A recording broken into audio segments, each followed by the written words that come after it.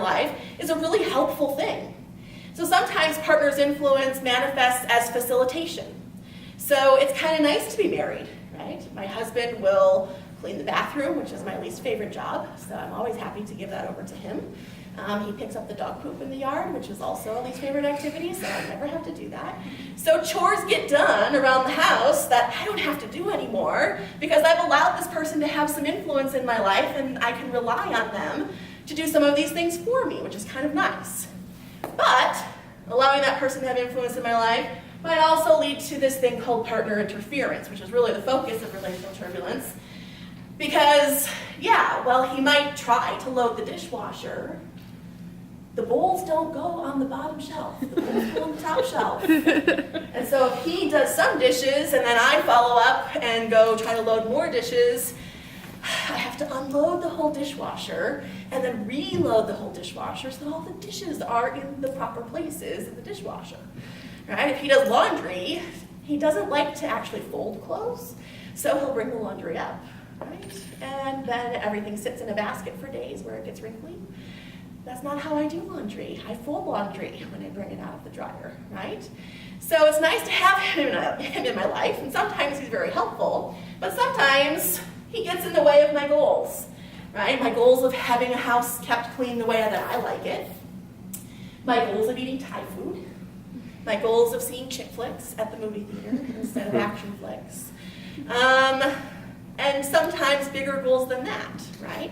Say you're in a romantic relationship and you get a really awesome job, but it requires you to move to Texas. And your partner doesn't want to move to Texas. If you're going to let that person have influence in your life, that means you might have to sacrifice this really great job in order to stay with your partner if they're really unwilling to move. And so that can be disruptive to your goals and the things that you're trying to accomplish for yourself. So early on, we believed that these things peak at that moderate level of intimacy. They don't really peak at that level of intimacy. Uncertainty starts off really high in a relationship, and it tends to kind of go down in a little bit of a curvilinear fashion. And interference keeps ticking on up, and then it kind of plateaus. So people who have been together for a long, long time, their partner is having a lot of interference in their daily routines, and they disrupt a lot of things. So we kind of stepped away from thinking about this one transition from casual to serious involvement in relationships to thinking more about transitions in general in a relationship and how they might elevate people's uncertainties about their relationship and also provide opportunities for more influence that could create interference. So transitioning from dating to marriage is certainly one. Transitioning from being married to having babies is another.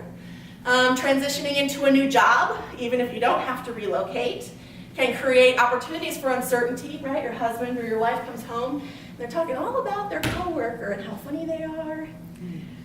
Well, gee, that might pique my uncertainty, right? This wasn't a person who was in their life before, but now they got this new job, and they've got this coworker, and they spend a lot of time with them, and they think they're really awesome. I don't know how that makes me feel about this relationship. Right? It might also disrupt some routines because maybe at their old job, the grocery store was on the way home. So they would stop and pick up groceries. Now they work on the other side of town, so nobody brings groceries home. Uh-oh, how are we going to eat, right? So transitions can be big or small, but anytime there's a change to your roles in the relationship, to your identity as an individual, to the routines that you enact as a couple or as an individual, those changes have the opportunity to increase people's relational uncertainty and their perceptions of interference from their partner. This, though, isn't the turbulence. These are just the conditions that make people feel like their relationship is turbulent, right? So this is the change in the wind speed. This is the change in altitude. This is the change in air pressure that creates the turbulence in the plane, right? So what does turbulence actually look like in relationships? Relational turbulence gets defined in the theory as people's emotional, cognitive, and behavioral or communicative reactions to interpersonal events. And they tend to be polarized under conditions of relational uncertainty and interference from partners. So what happens, just like when you're flying in the plane and those bumps make you pay a lot more attention to all the sounds in the plane and the way the plane feels and how you're feeling. Experiencing turbulence in your relationship makes you pay attention to all of these emotions and cognitions and communication behaviors that become representative of the turbulence and the bumps that are happening in your relationship. So in terms of emotions, a lot of the early research that I did focused on, again, college students' dating relationships, and we found that relational uncertainty and interference from partners tends to increase people's jealousy.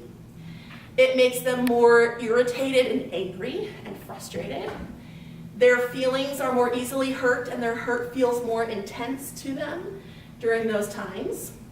And they generally tend to experience more negative emotion, more sadness, more fear about what's happening. In terms of cognition, they tend to have more negative appraisals of their partner's behavior. So if my partner hurts my feelings, I think they did it on purpose. I think that they were trying to hurt my feelings when I'm feeling uncertain or I'm experiencing interference. And we also make more attributions of blame and negative intention. And then in terms of communication, what we find is that when people are experiencing relational uncertainty and interference from partners, they enact a whole lot of kind of destructive communication behaviors. So they avoid communicating with their partner if they think it's going to be uncomfortable, or if they have to talk about topics that are taboo. When they do communicate, they tend to be more indirect. So they don't just come out with what they're saying, they beat around the bush. They withdraw from interactions that are uncomfortable. So we've got all of these behaviors in the interaction and communication that suggest a retreat from communication. But interestingly, we also see more communication behaviors that are aggressive or assertive. So people tend to be more aggressive and more demanding in their conflicts with a partner under these conditions as well. So, what's happening there, right? So it's not just that things get worse, it's that things get polarized under these conditions. The goods are great, and the bads are terrible, right? So if I'm having a lot of uncertainty and I'm experiencing interference from partners, yeah, if I bring home a new outfit and I wear it and you have nothing nice to say, it's going to make me feel hurt, it's going to make me feel ignored, and that's going to be more intense. But also, if we're dating and you come home and surprise me with flowers, I'm probably going to be more happy because it's a response to this uncertainty I've been having. If you brought me flowers, that must mean you really, really love me, right? So it helps to resolve some of the uncertainty that I've been having about my relationship. So the emotions and the cognitions and the communication become more extreme, not necessarily more negative all the time. So as I said, we started out thinking about these things in the context of dating relationships as people make that transition to a serious commitment. And all of these things pan out aside from the fact of having a peak in uncertainty and interference, right? As much as I love studying college students and their dating relationships, there became something a little bit unsatisfying about understanding how they approach those relationships or how you approach those relationships. And so I started wanting to think about some real-world contexts with couples that are more established with some of the transitions that they might go through that could have the potential to create some turbulence in their relationship. And so 3 contexts have really been the focus of my research for the last 5 or 6 years. The first is I've been studying military couples as they go through the transition of one member being deployed and then following that deployment into reintegration. So you would think, happy time, right? My service member partner's coming home. This should be super exciting. But the thing that we see is that actually it creates a lot of stress for those couples. They go through a lot of bumps, and it's kind of unexpected because they think this should be wonderful for our relationship to be back together again. But trying to integrate each other back into your life can create some hardships. I've also looked at the transition to parenthood, right? Another happy time, bring home the baby, but as we know, that's a transition that comes with a lot of stress as people become parents, not just partners, and try to cope with having a baby at home and see how that affects the relationship. And then I've also done some work with one of my doctoral students on the empty nest phase of marriage, which, again, we have happy time, right? Back to the romance. The kids are gone. We can have fun. But if you've been a parent for 18 to 30 years, right, and you finally launch your last kid from the house, you maybe have neglected your romantic relationship a little bit. And so some of those couples, although some of them are really happy and there can be another return to honeymoon phase, other couples struggle a little bit and you see some conflict. So I'm going to talk more about some of the specific studies that I've done in each of these contexts to show you some of the results about what happens during these transitions. So let's start by thinking about these military couples and the turbulence that they might experience during reintegration following a deployment.